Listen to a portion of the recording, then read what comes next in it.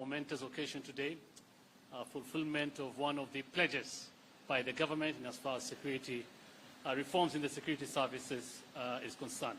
Shortly, the President will officially receive the report by the Task Force on Police, Prisons and NYS Reforms. But first, I'd like to invite Honorable Josephat Nanok, the Deputy Chief of Staff, to deliver a state invocation.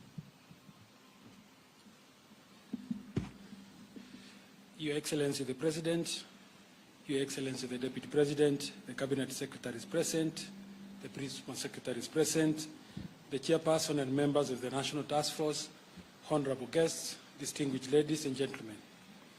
This presidential audience is convened for the handover of the report of the National Task Force on the National Police Service, Kenya Prisons, and National Youth Service reforms. This session additionally honors our national values and principles of governance as espoused under Article 10 of the Constitution and the administration's pledge to lead an open, transparent, and accountable government. Your Excellency, sir, on 22nd December 2022, through Kenya Gazette Notice number 15792 of 2022, appointed this task force with a mandate to make recommendations on the improvements of terms and conditions of service and other reforms for members of the National Police Service, the Kenya Prison Service, and the National Youth Service. Your Excellency, the President appointed the National Task Force as led by the Hon Chief Justice Emeritus David Kenani Maraga as the chairperson, with Mrs. Caroline Kariuki as the vice chairperson. The other members are Moffat Mureithi Kangi, John Olemoyaki, Ibrahim Jiloguyo, Richard Kirundi, Elizabeth Mweni, Roslyn Odende, Josh Odhiambo Dashe, Doreen Mudhaura, Albert Mwendwa, Terry Shebet Maina, Hassan Sheikh Mohammed, Captain Retired Simiyu Weruga, Mutuma Rutere, Annie Reri, Stephen Kayogo, Jafar Mohammed, Same Chepkony, and Khadija Mire. While the joint secretaries are Omwanza Ombati, Joy Mdivo Masinde, Rosemary Kamau, and Rosemary Kamau. Sir, in discharge of its functions, the National Task Force was required to prepare and submit its report to the head of state and government by 21st March 2023. However, on account of the broad nature of the mandate of the National Task Force, the tenure was extended to the 4th of November 2023. As part of the stakeholder consultations, Your Excellency the President, as the Commander-in-Chief of all the security organs, granted audience to the National Task Force on 4th October 2023, on which occasion Your Excellency received the Task Force interim recommendations. Your Excellency, sir, with the National Task Force having discharged its high responsibility, permit me, Your Excellency, to invite the chairperson of the tribunal, the Honorable Chief Justice Emeritus David Kenani Maraga, to highlight the findings of the tribunal and thereafter hand over the report of the tribunal to Your Excellency the President. Hon Chief Justice David Maraga, karibu, welcome, sir.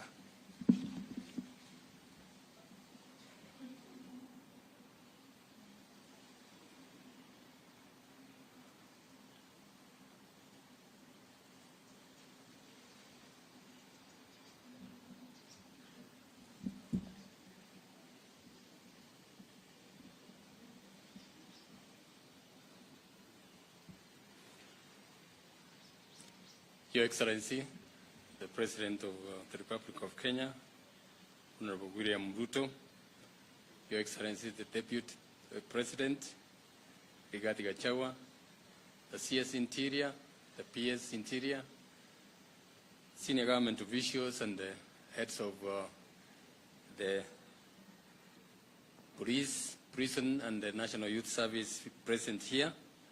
Ladies and gentlemen, good afternoon. On the 21st of December 2022, Your Excellency bestowed upon us the responsibility to look into the terms of service of the National Police Service, the Kenya Prison Service, and subsequently, the mandate of the task force was extended to cover the National Youth Service. 11 months later, I can report, Your Excellency, that the team that you tasked with this noble responsibility has delivered. On behalf of this team, I want to thank Your Excellency for the honor and the privilege that you gave us to take up this task. Personally, Your Excellency, I thank you for the singular honor that you gave me to lead this task force. The task force was set up to identify the legal, policy, administrative, institutional, and operational constraints on the effective service delivery by the National Police Service, the Kenya Prison Service, and the National Youth Service, and to review the welfare and the terms and conditions of service of the members of the three services. In a nutshell, Your Excellency, the task force was asked to examine and review the various aspects that touch on the welfare, terms and conditions of service, capabilities, and service delivery, and to additionally identify the key levers for comprehensive change in the services. During the review, it became clear to us, Your Excellency, that the challenges facing the services were not just laws, policies, institutions, and processes, but also leadership gaps in the services. It also became clear that the reform recommendations stand little chance of being implemented if the leadership issues are not addressed. Initially, and because of the urgency of the issues, you had asked us this team to complete the exercise within 3 months. However, because of the depth and the complexity of the issues that emerged from the three services and the other requirements, such as public participation, consultations, there was a bit of delay, and we want to thank Your Excellency for extending the term to complete this. Your Excellency, to enable it to deliver on its mandate, the team carried out one of the most extensive consultations with the public participation in the 47 counties, and held sessions with the leadership of the three services and the members, the junior members of the three services. One of the remarkable recommendations, observations that came from both the field and the members of the three services, is that this time round, the recommendations of the task force will be implemented. There have been similar issues have come up in the previous task forces, and they have not been recommended, but they trust that this time round, Your Excellency, with the commitment that you have given yourself, they don't have any doubt whatsoever that the recommendations will be implemented. With that, Your Excellency, we have made quite a number of recommendations which are in the report. I don't want to go into them. And we have already provided the recommendations. And it is with that I want to stop there and hand over the report that Your Excellency will then look at the implementation. In the report, you had asked us to come up with a recommendation, an implementation matrix. That's part of the report, and the recommendation is that you give it to a responsible person to deal with that and to head that and bring together all the services under the ministry so that it is implemented. With those few remarks, Your Excellency. Yeah. Your Excellency, you kindly come on stage to receive the report officially. Yes.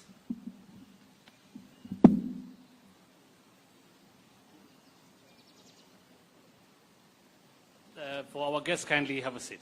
Thank you.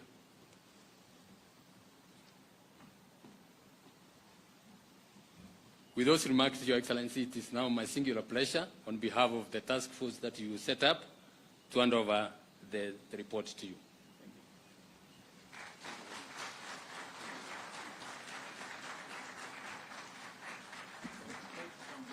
Thank you.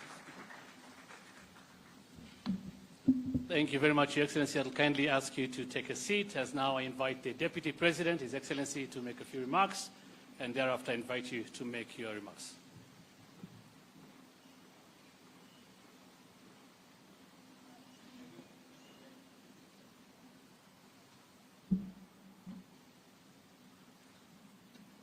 Your Excellency, the President of the Republic of Kenya and Commander-in-Chief of our Defense Forces, Dr. William Ruto, the Chairperson of the Task Force and members of the Task Force.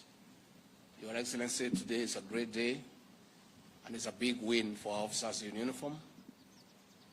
If Kenyans recall, on the campaign trail, Your Excellency, you did promise that if Kenyans give you the money to lead this country, you would, on assuming office, initiate reforms to improve the terms and conditions of service for our officers in the National Police Service, the Kenya Prison Service, and the National Youth Service. The presentation of the report to you and the recommendations there too marks the beginning of the journey for police reforms and taking into consideration the improvement of welfare to create a better service for the people of Kenya. I would like to urge our officers across the country, when these recommendations are implemented and your terms of service and condition are improved, you must also give back to society by giving commensurate service. We want to see improvement in terms of the way you serve the people of Kenya.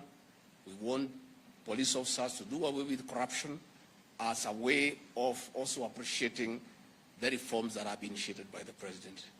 Your Excellency, you have led by example in allowing the National Police Service to operate freely and independently.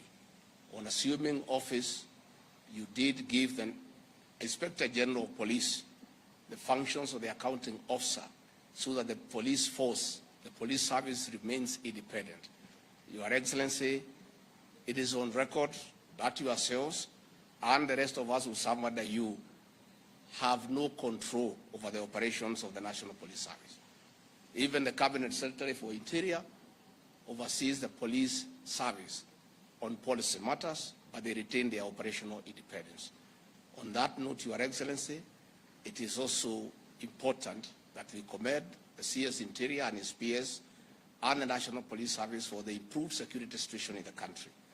For the last 1 year, Your Excellency, serious incidents of crime have not been reported, and crime has been controlled to what you call acceptable levels.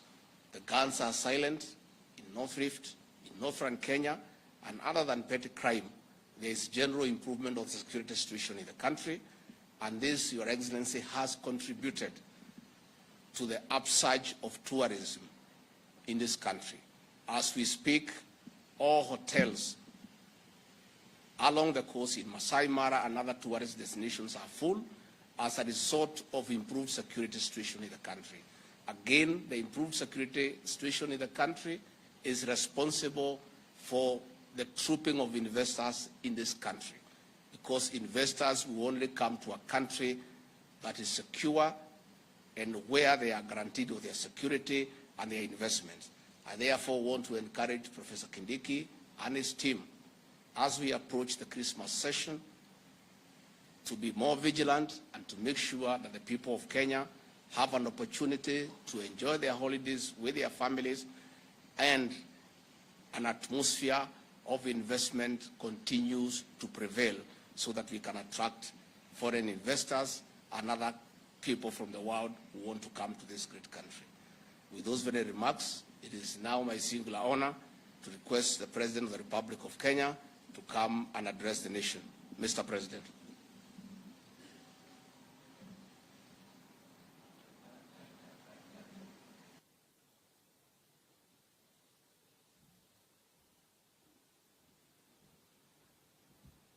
Asante sana, Bwana Deputy President. Let's take our seats. Asanteni sana.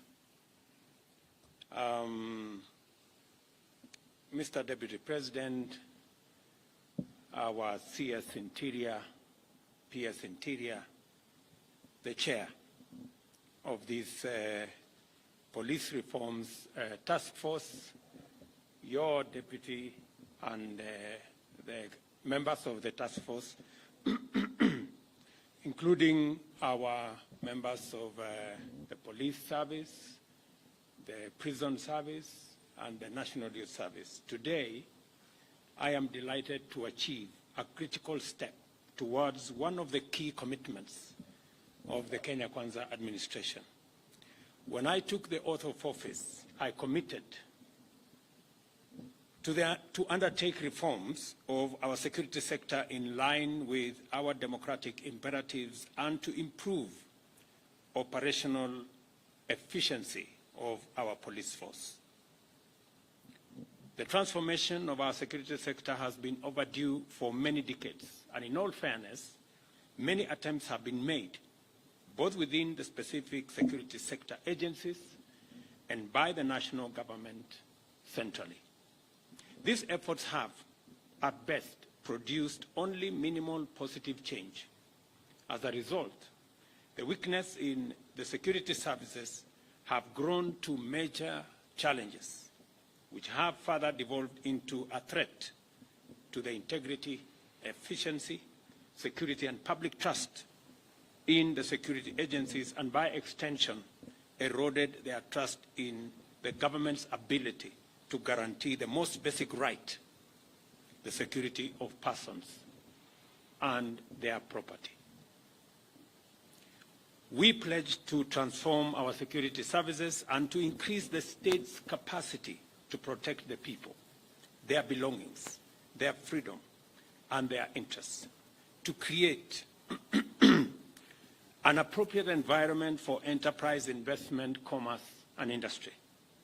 The reforms are also intended to ensure that the gallant men and women in uniform who have committed themselves to the highly challenging and often risky career for the sake of keeping Kenya safe are accorded the respect, support, facilitation, and recognition that they do very well deserve.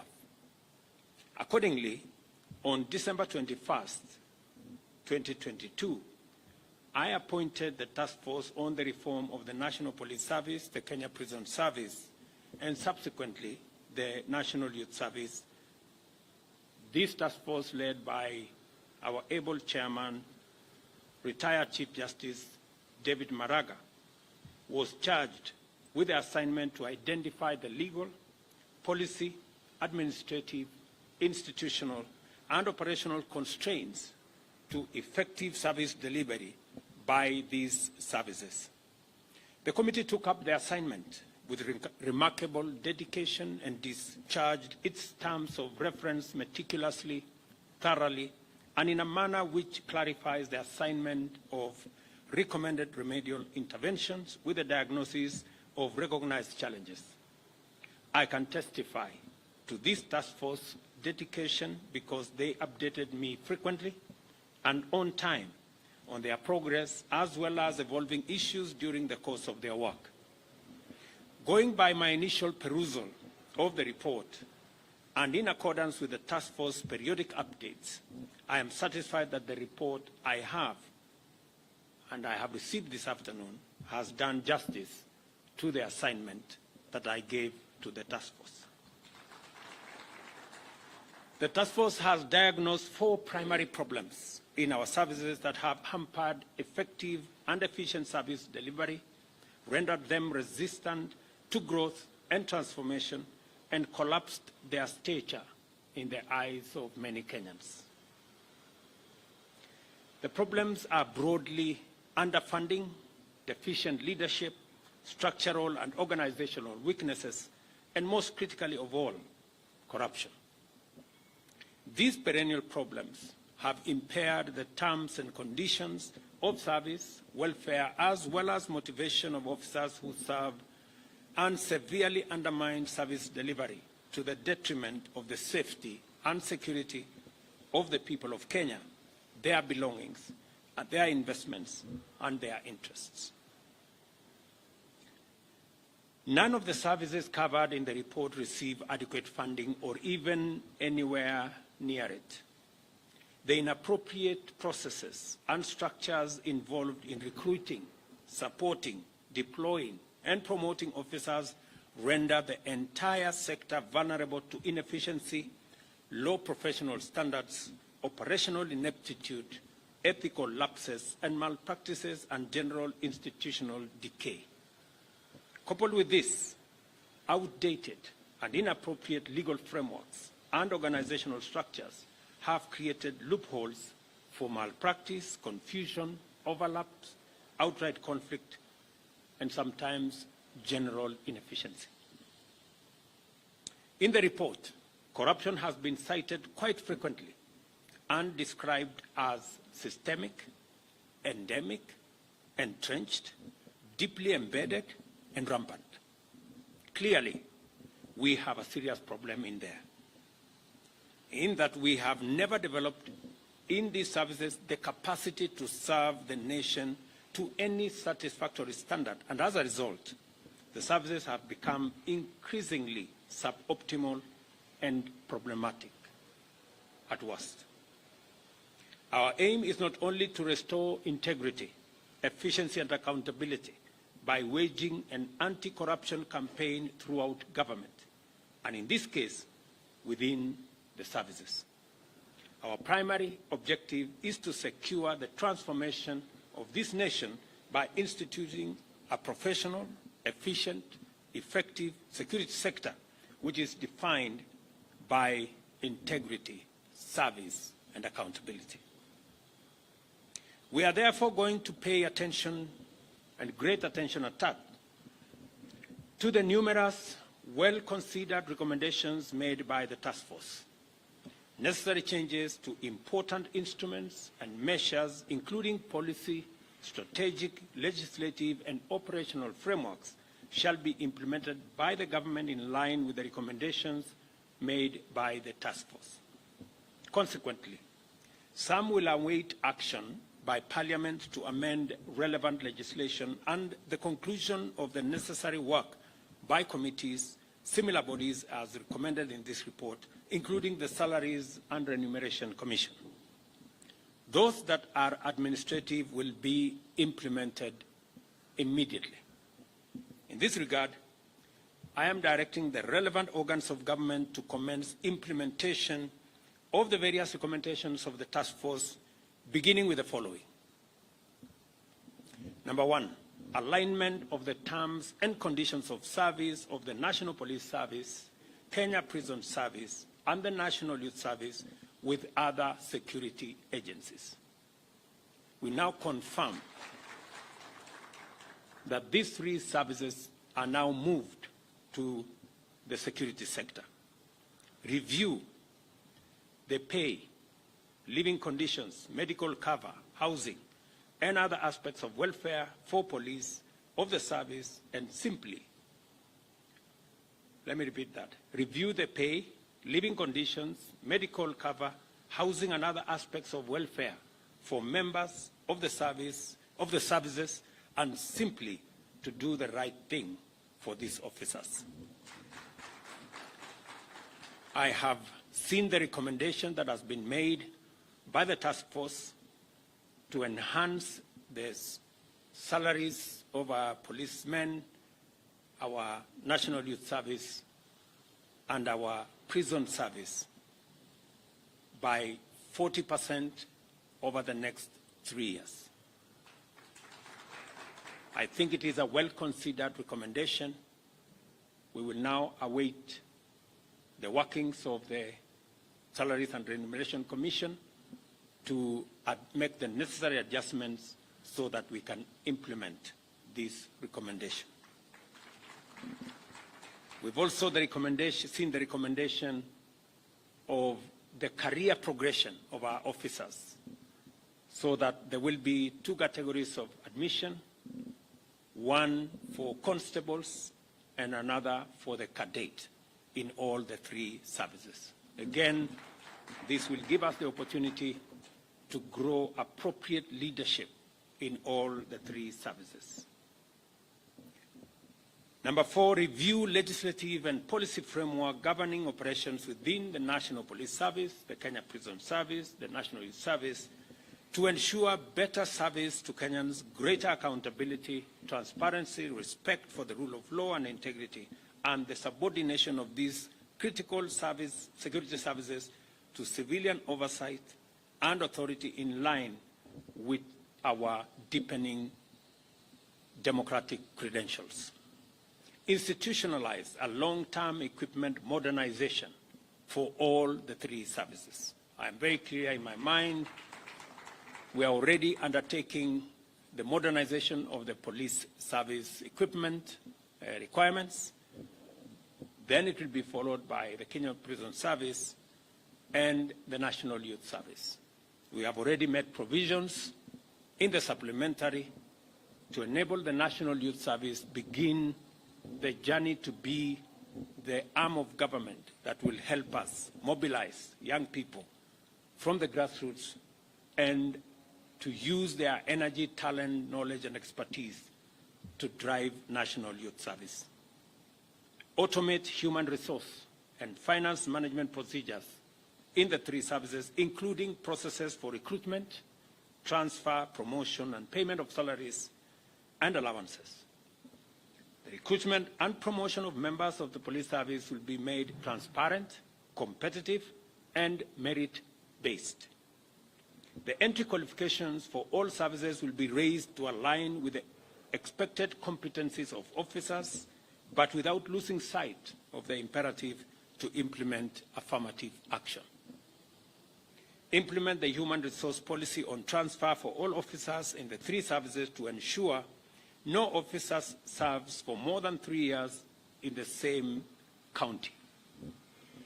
These and other measures documented in the report of the task force shall be transmitted for consideration and effective action promptly and conclusively by all government agencies that will be required by these recommendations. These are commitments that must not wait one day longer than is absolutely necessary, because our officers deserve support and Kenyans are entitled to a security sector they can be proud of. I am pleased that discussions between the SRC, National Treasury, and the relevant MDAs have proposed an alignment of these packages across the entire security sector. I thank Mr. Justice Retired David Maraga and all the members of the task force for a thorough, meticulous, compiled, and clearly written report which effectively articulate the necessity and urgency of transformative changes to our national policing and other security services. Your contribution to our transformative agenda is appreciated, Mr. Chairman, and your team, and your place in Kenya's history of positive change is assured. You can count on me and this administration to be meticulous and as thorough in implementing these recommendations with the same vigor, with the same commitment as you have demonstrated as you assembled these recommendations. This is a very proud moment for me because we continuously are discharging our commitments. We made a commitment, many commitments to the people of Kenya. There are some we implemented in day one, others in week one, others in month one, others in year one. We will continue to make sure that each and every commitment we made to the people of Kenya will be met, will be discharged, so that we can assure the place of leadership in Kenya, that leadership can match what they say with what they do. So I want to thank all the actors who have put this report together. I want to assure our men and women in uniform that as they put their lives at risk to protect Kenya, the government of Kenya and the people of Kenya will stand by them to make sure that they serve in conditions that are sensitive to the responsibilities and the huge sacrifices that they are making. I'm very happy that the task force took time to engage with Treasury, to engage with SRC, and agree on the approximate terms of service for the three services. It will make our work much more easy for us to implement this report, because we will have the least engagements and headwinds as we implement this report.